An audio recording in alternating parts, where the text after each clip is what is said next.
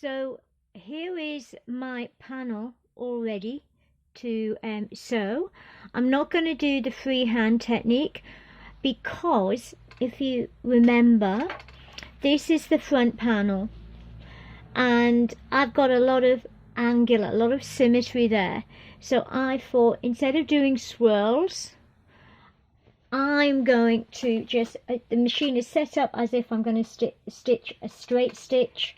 I'm going to actually move my stitch length a little bit bigger, make it 3.5, and then I'm just going to do diagonal lines as if I'm just drawing lines randomly, but I don't want curves. So I'll show you what it looks like. So I'm just going to, now I'm not going to do any reverse stitching because all of these lines are going to be closed, they're going to be inside seams. So I'm just going to randomly sew across. Let's turn the machine on. Okay, the light is making it. Let's see if you can see. Can you see that? Okay, let's go for it and I'll show you.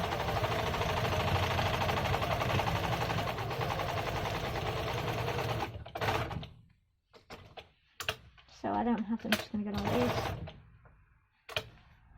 Randomly put it across there. And I'm sort of just going freestyle.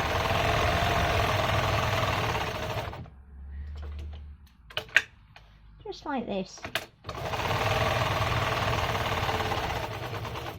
I'll show you, I'll take it off and I'll show you what I've done so far, and then you'll see the results when I'm finished. So if you can see, I've started to put lines of stitching, and that's going to hold all of the little cut square bits of fabric inside, so it becomes the fabric.